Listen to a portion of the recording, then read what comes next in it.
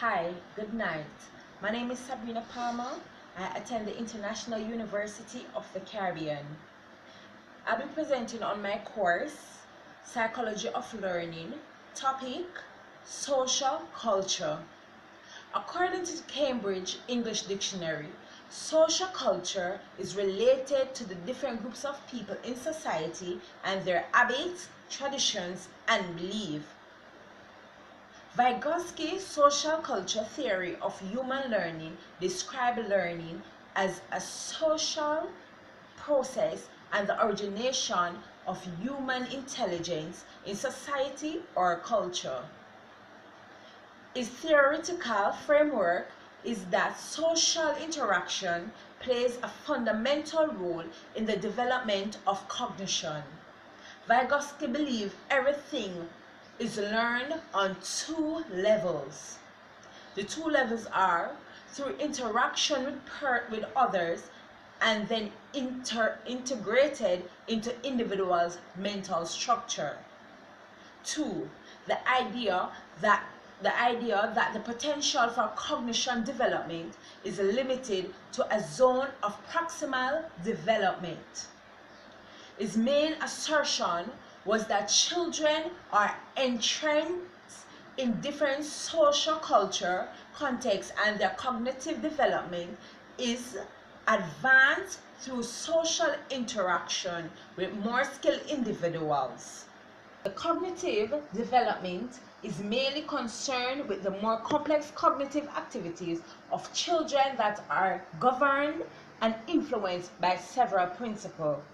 Vygotsky's concept of zone of proximate development (ZPD) pertaining to learning of children who are in zone proximal development for a specific task can almost perform the task independently, but not quite there yet.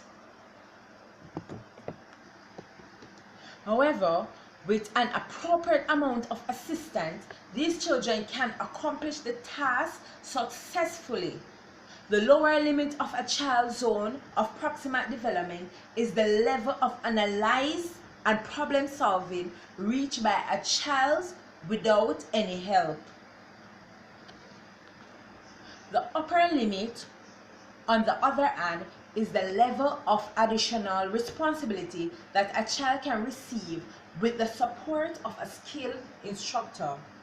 Children are entrenched in a social culture background, example, at home, in which social interaction with a significant adult, such as the parents, play a crucial factor that affects their learning.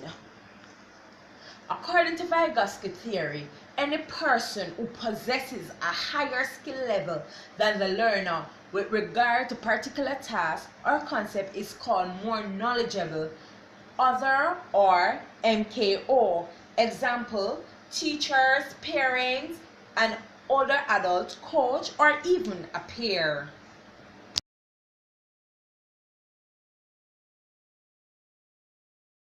Now I'll be presenting on scaffolding.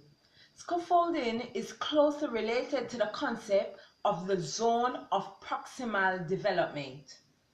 Scaffold refers to the temporary support given to a child by more knowledgeable others, usually parents or teachers, that enable a child to perform a task until such time that the child can already perform the task independently. Scaffolding entails changing the quality and quantity of support provided to the child in the course of a teaching session.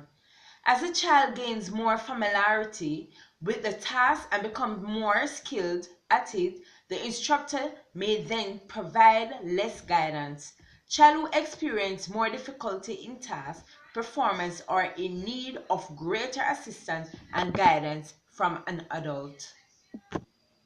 When the child has learned to complete the task independently, the scaffolds are removed by the adult as they are no longer needed. Here are some examples.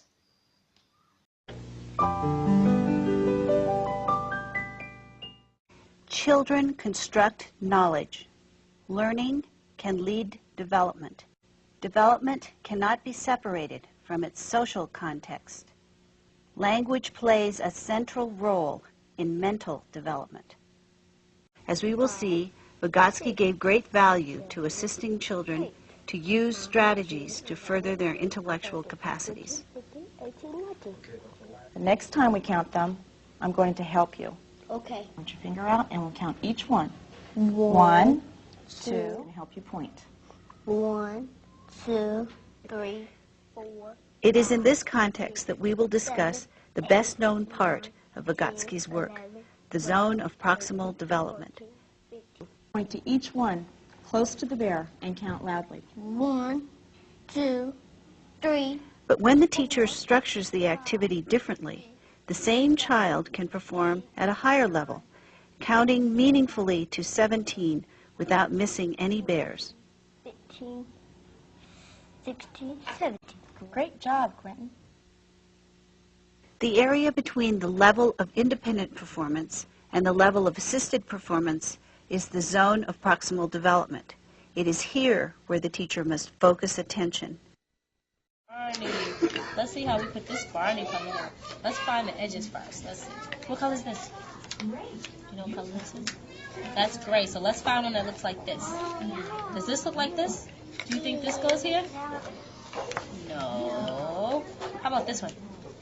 Let's try that one. Put that one. We gotta find the other piece that goes right here. The puddle. Do you think that one goes there? No. Let's find the color that looks like this. Right here. He has his raincoat on. Good job. Is it raining? Is it raining? Yeah. Look. You did it. Good job. Vygotsky's work reminds us of the processes necessary for children to regulate their own internal and external behavior.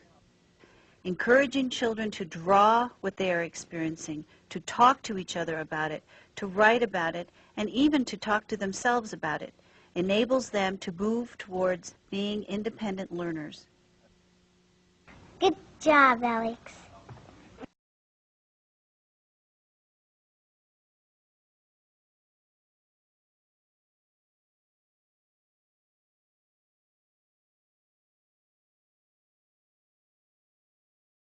Timothy, you've got the train, right?